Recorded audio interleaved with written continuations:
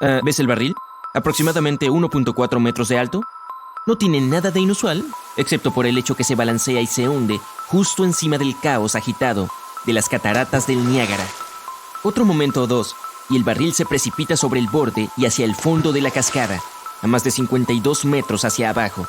Lo que no puedes ver es que hay una persona tonta, una persona dentro del barril. Annie Edson Taylor nació en una familia con 8 hijos. Su padre era dueño de un molino harinero. Falleció cuando la niña tenía 12 años, pero dejó suficiente dinero para que su familia tuviera una vida cómoda. Entonces, cuando Annie decidió construir una carrera de maestra de escuela, no había nada que le impidiera hacerlo. Incluso obtuvo un título con honores después de terminar un curso de capacitación de 4 años. Mientras estudiaba, conoció a su futuro esposo. Desafortunadamente, su matrimonio no duró mucho. Annie quedó viuda.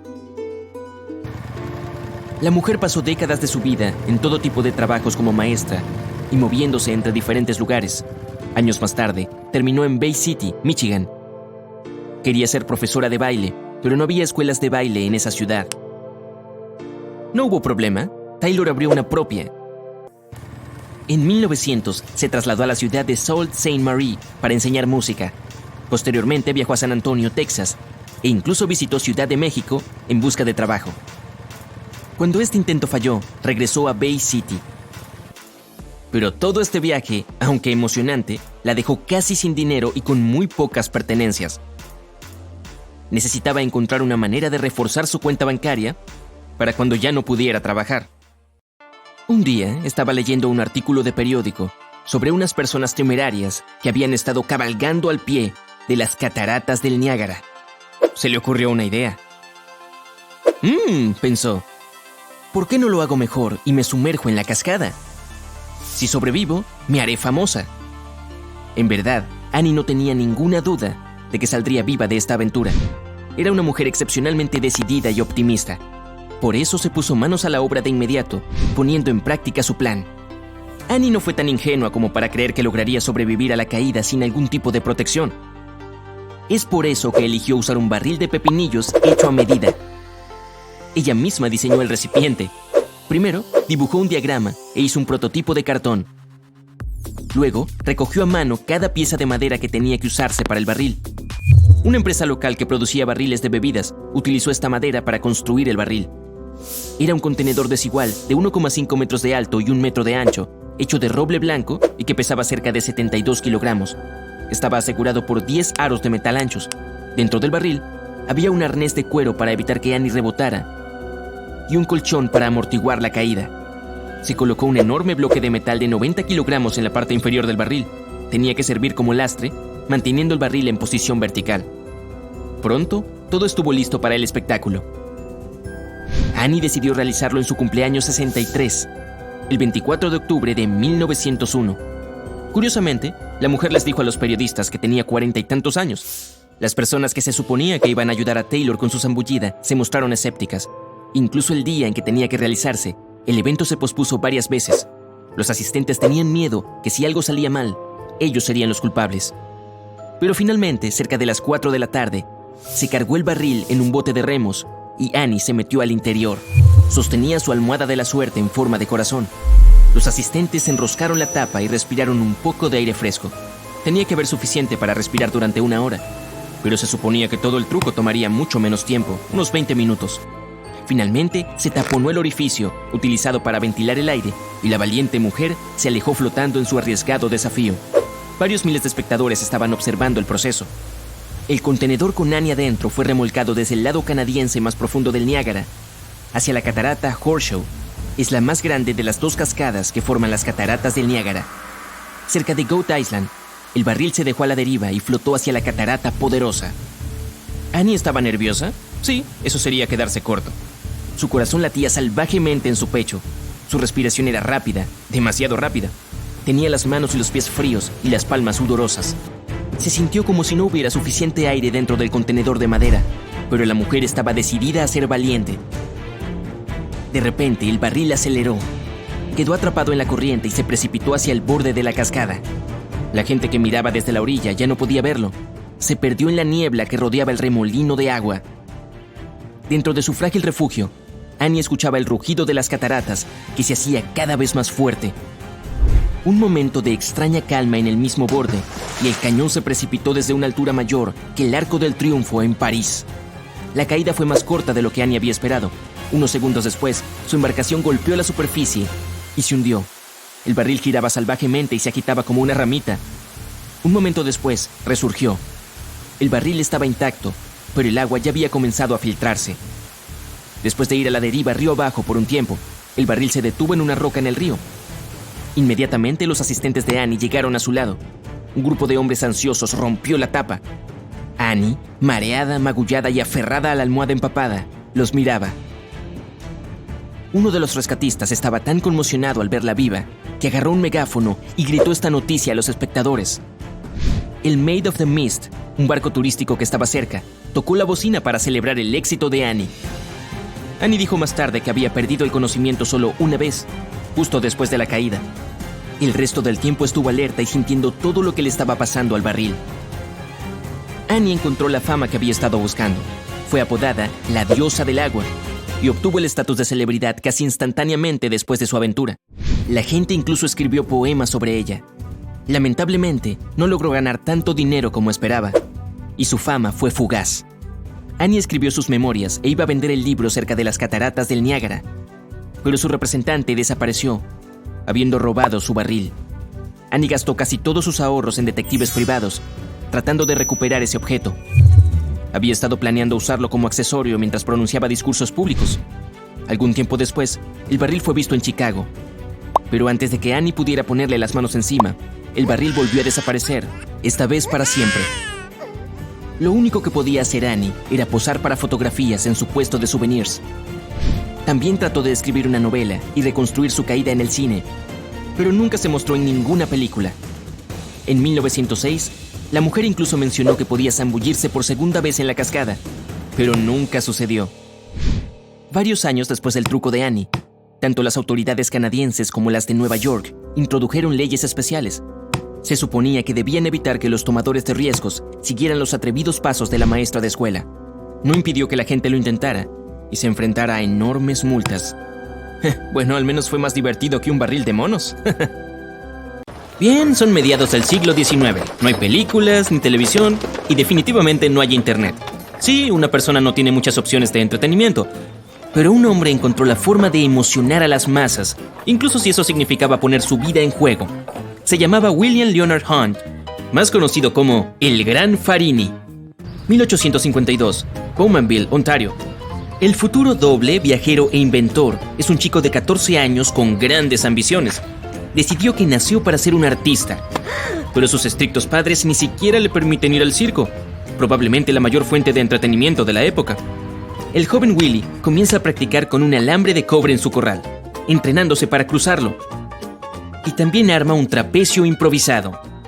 Cuando el circo ambulante llega al pueblo, Willy sabe que no puede perdérselo. Las actuaciones le fascinan, así que empieza a practicar acrobacias. Domina el caminar sobre la cuerda, los saltos y cargar objetos pesados.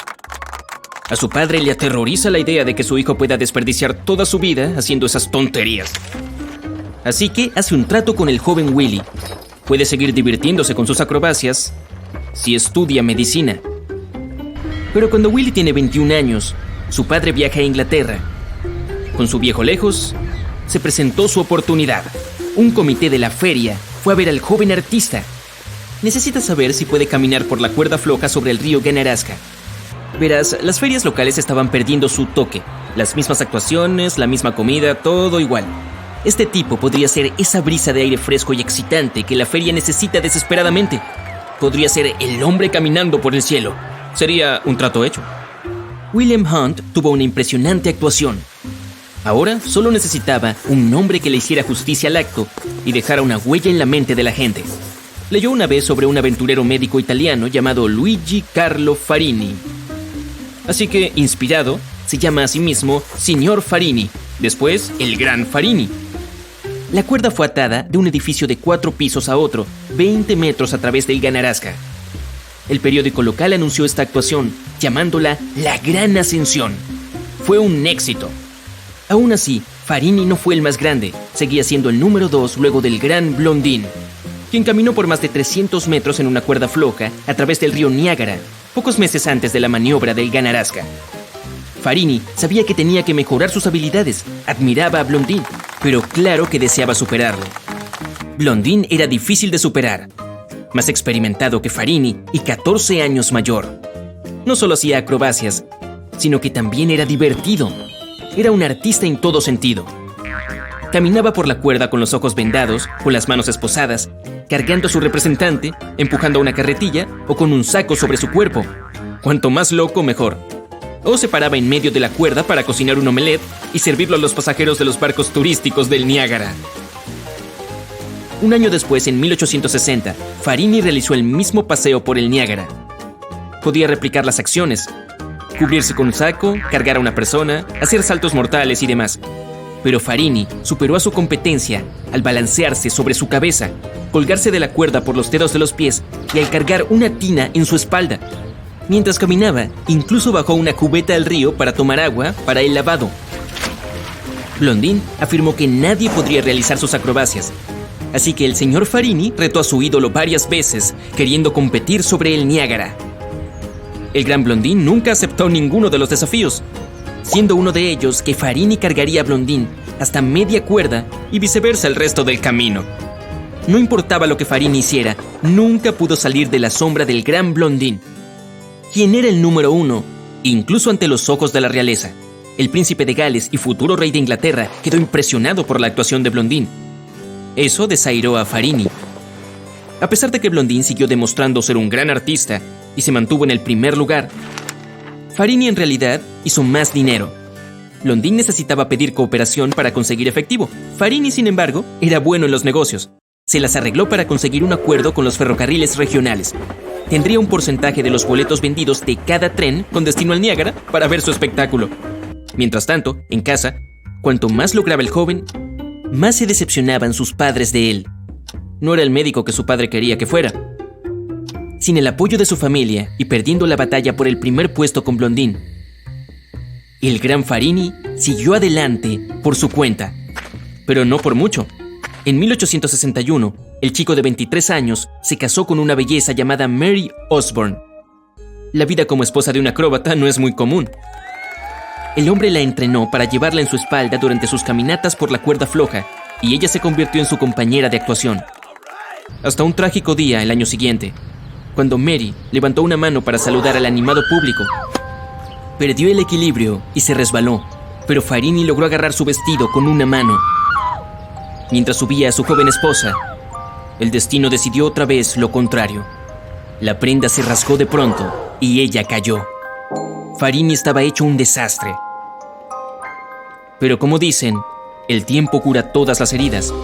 Las cosas finalmente mejoraron en 1870, cuando encontró la octava maravilla del mundo, Lulu, una joven acróbata de París. Ella actuaba en un teatro de 4.000 asientos en los Campos Elíseos, saltando 8 metros en el aire, que más tarde serían 12 metros, por cierto. Se convirtieron en un dúo inseparable. Los dos viajaron a Inglaterra y luego a los Estados Unidos, dejando con la boca abierta a todos en donde fuera que actuaran. Durante una actuación, Farini casi perdió a su preciosa Lulu. En ese fatídico día, la barra se deslizó de la mano del acróbata y ella cayó al suelo. Fue llevada al hospital y afortunadamente sobrevivió. Pero entonces llegó la revelación que hizo temblar la tierra. Lulu era el hijo de Farini disfrazado. Después de que él mejoró, continuó actuando, pero como él mismo ahora.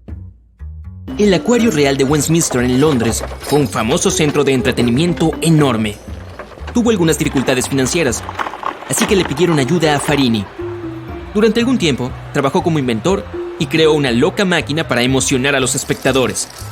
Fabricó y patentó el primer cañón que podía disparar gente en el aire. Su bala de cañón humana era una mujer llamada Sacelle. Se hizo tan famosa como Lulu en poco tiempo. Pronto se fueron a Estados Unidos para unirse al mayor espectáculo de la Tierra. Sacelle era la estrella principal. Farini era todo un trotamundos. Uno de sus viajes lo llevó al desierto del Kalahari en 1885. Ahí se convirtió en el primer occidental conocido que cruzó el sitio a pie y vivió para contarlo. Realmente lo hizo. Escribió un libro entero sobre eso. Afirmó haber encontrado la ciudad perdida del Kalahari aunque eso no es oficial, ya que nunca lo demostró. Su hijo se unió a él en el viaje, haciendo bocetos y tomando fotografías de sus aventuras. Incluso a los 50 años, ansiaba el espectáculo. En 1888 promovió el salto de 900 metros en paracaídas del aeronauta Thomas Scott Baldwin desde un globo aerostático. Algunos dicen que debió ser uno de los primeros en usar un paracaídas. Un verdadero salto de fe. Pero las acrobacias no eran el único interés de Farini. Se dedicó a la pintura al óleo más tarde en su vida y resultó ser asombroso. Sus obras fueron presentadas en una exposición nacional. También tenía un don para la botánica. Siempre que viajaba, traía bulbos y semillas como recuerdo.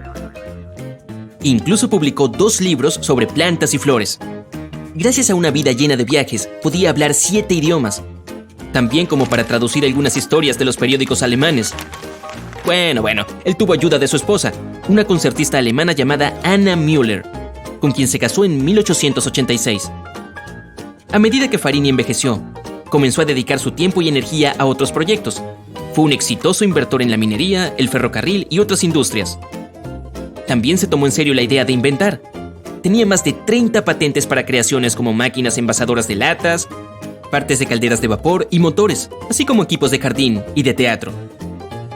Una adivina le dijo una vez a Farini que viviría por más de 100 años.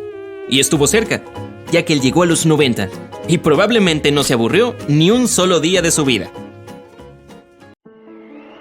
Era una fría mañana de invierno, el 28 de enero de 1885. Los vientos feroces, las temperaturas heladas y una tormenta de nieve desalentaban a cualquiera a alejarse de Cape Elizabeth en Maine. El jefe de los vigilantes, Marcus Hanna, estaba envuelto en una manta, resguardado en la seguridad que ofrecía el faro, también conocido como Two Lights. Presa de un resfriado severo, se encontraba durmiendo tras un duro turno nocturno, completamente ajeno a la tragedia que tenía lugar no muy lejos de su hogar. La goleta australiana había partido de Booth Bay, Maine, el 27 de enero a las 5 de la tarde. El barco se dirigía a Boston y había 3 personas a bordo, el capitán y 2 miembros de la tripulación. Al principio todo transcurrió con normalidad, pero poco después de que la goleta abandonara el puerto, el clima comenzó a empeorar. Hacia la medianoche, una tormenta cruel azotaba el sur de Maine. En poco tiempo la temperatura cayó a menos de 0 grados. El hielo envolvió el mástil del barco y la nieve cegaba a la tripulación. Los hombres tuvieron que deshacerse del cargamento, ya que la goleta comenzaba a inclinarse peligrosamente. Para evitar el peor resultado, el capitán decidió buscar refugio en Portland Harbor. Pero la suerte no estaba de su lado esa noche. Con un ruido ensordecedor, la maltratada vela mayor cedió bajo el peso del hielo que se había acumulado. No les quedó más remedio que aguardar a que la tormenta se calmara. A varios kilómetros de la embarcación, Marcus Hanna terminaba su turno en la estación de señal de niebla. Si bien las luces brillaban con intensidad, parecían débiles y casi invisibles frente a la feroz tormenta de nieve. Pero lo peor de todo era que sus rugidos evitaban que Hanna huyera a la Australia encallando. Tampoco oyó los gritos de auxilio de los marineros varados. Justo antes del amanecer, lo reemplazó su asistente, Hiram Staples.